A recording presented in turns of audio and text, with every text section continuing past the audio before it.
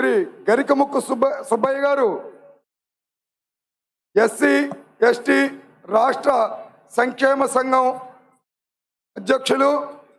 వారు ఈ హైందవ శంకరావ వేదిక నుంచి తమ యొక్క అమూల్యమైన సందేశాన్ని అందిస్తారు. జై శ్రీరామ్, భారత్ మాతా కే, భారత్ మాతా కే. హైందవ శంకరానికి విచ్చేసిన వేదికను అలంకరించిన సాధు సంతులకి, వేదిక కింద ఉన్నటువంటి అతిరథ మహారథులందరికీ వారి పాదాలకి అభివందనం తెలియజేసుకుంటూ ఈ చక్కటి అవకాశాన్ని నాకు కల్పించినటువంటి వారికి కృతజ్ఞతలు తెలియజేసుకుంటున్నాను. నేను ఎస్సీ కులాలపైన ఒక మంచి వివరణ ఇద్దామని మీ దగ్గరికి వచ్చాను. ఈ దేశంలో ఎస్సీ కులాల వారు కూడా హిందువులే. హిందూ ధర్మంలో అంతర్భాగం మనమందరం కూడా. ఒక విషయం గమనించాలి మిత్రులారా, కులం అనేది మన వ్యక్తిగతం, ధర్మం మనం స్వయం. మనం ధర్మరక్షకులం. గుర్తుంచుకోండి, మనం ఈ దేశంలో పుట్టాం, ఈ దేశంలో హైందవ ధర్మాన్ని స్వీకరించాం, హైందవ ధర్మంతోనే చివరి వరకు కూడా బ్రతికే ఉంటాం. గుర్తుంచుకోవాలి. ఒక ముఖ్యమైన విషయం చెప్పి నాకు అతి తక్కువ సమయం ఇచ్చారు కాబట్టి చెప్తున్నాను. సమరసత సేవా ఫౌండేషన్ ద్వారా ఆంధ్ర రాష్ట్రంలో కొన్ని వందల మంది ఎస్సీ ఎస్టీలకి అర్చకత్వ శిక్షణ ఇప్పించి దేవాలయాల్లో అర్చకుల కింద నియమించినటువంటి సంఘటనలు ఉన్నాయి. అలాగే ఎస్సీ ఎస్టీ మత్స్యకార కులాలకి సంబంధించినటువంటి ఏరియాలలో చాలా దేవాలయాలు, హిందూ దేవాలయాలు నిర్మించుకొని అదే గుళ్ళల్లో అర్చకత్వం చేసేటువంటి నా సోదరులు చాలామంది ఉన్నారు. మనం ఈ విషయాన్ని స్పష్టంగా గమనించాలి మిత్రులారా. 1950వ సంవత్సరంలో భారత రాష్ట్రపతి చే 3వ క్లాసు ప్రకారంగా ఎస్సీలు అంటే ఏమిటి, ఎస్టీలు అనేది ఒక వివరణ, స్పష్టమైన వివరణ ఉంది. రాజ్యాంగం ప్రకారంగా 1950వ సంవత్సరంలో మనకి రిజర్వేషన్లు కల్పించబడ్డాయి.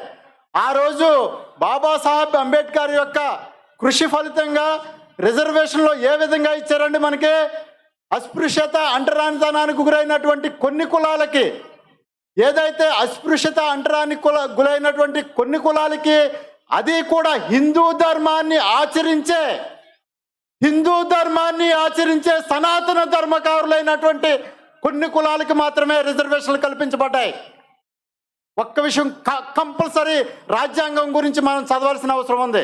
1950వ సంవత్సరంలో భారత రాష్ట్రపతి స్పష్టంగా రాజ్యాంగ సభలో స్పష్టంగా చెప్పారండి, హిందూ ధర్మాన్ని ఆచరించే అంటరాని వాళ్ళకి అంటరాని తనాన్ని అనుభవించినట్టు. కానీ ఈరోజు నేటి సమాజంలో ఆ రిజర్వేషన్తో మనం అత్యంత ఉన్నతమైనటువంటి హోదాలో ఉన్నాం. అత్యంత ఉన్నతమైనటువంటి హోదా, రాజకీయంగా కానీ, ఉద్యోగాల పరంగా కానీ, విద్య పరంగా కానీ అనేక రకాలైనటువంటి రంగాల్లో ముందుకెళ్తున్నాం.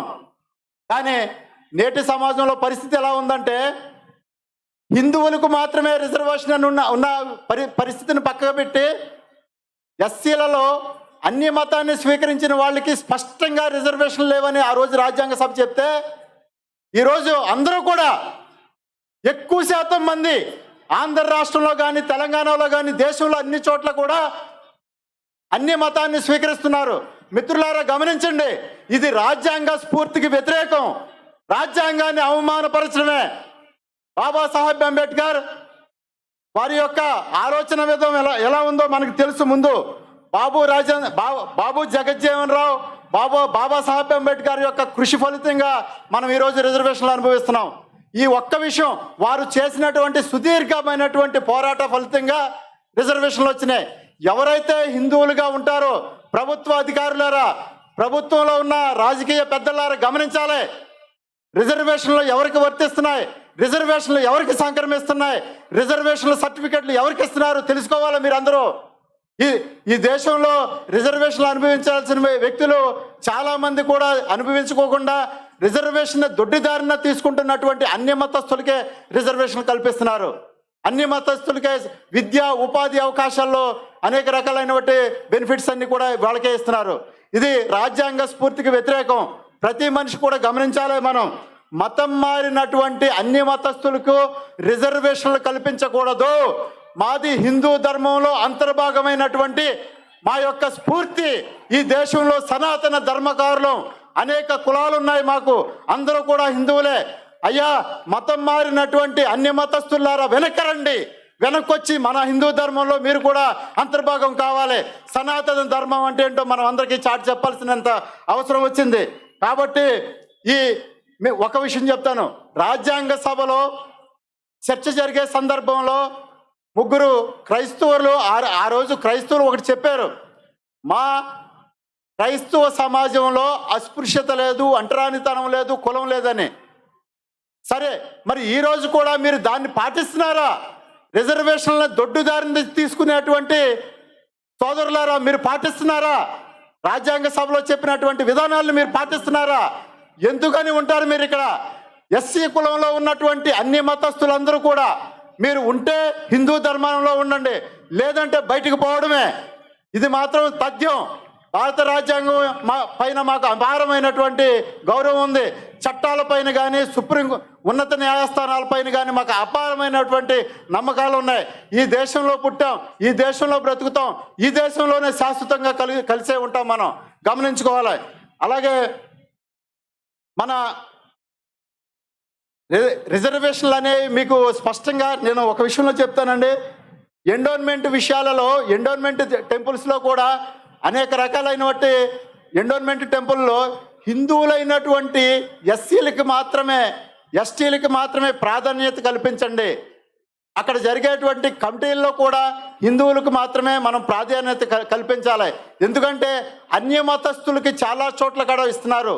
ప్రభుత్వ అధికారులకి ఒకటే చెప్తున్నాను, కొన్ని విషయాలు గమనించాలా. మనం రిజర్వేషన్లు ఏ ప్రాతిపదికన వర్తిస్తున్నాయో మీకు అందరికీ అవగాహన ఉంది.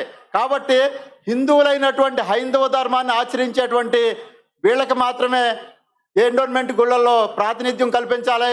అలాగే అన్ని హిందూ దేవాలయాల్లో కూడా అర్చకులుగా ఎస్సీ ఎస్టీలని కూడా పరిగణించాలి. అర్చకులకు కూడా ఆ గుళ్ళల్లో ఒక ప్రాతినిధ్యత కల్పించి మా అందరిపైన మీ యొక్క ఆలోచన చూపిస్తారని కోరుకుంటూ, మేమంతా హిందువులం, ఈ దేశంలో ఉన్నటువంటి సనాతన ధర్మవాదులం. భారత్ మాతా కే.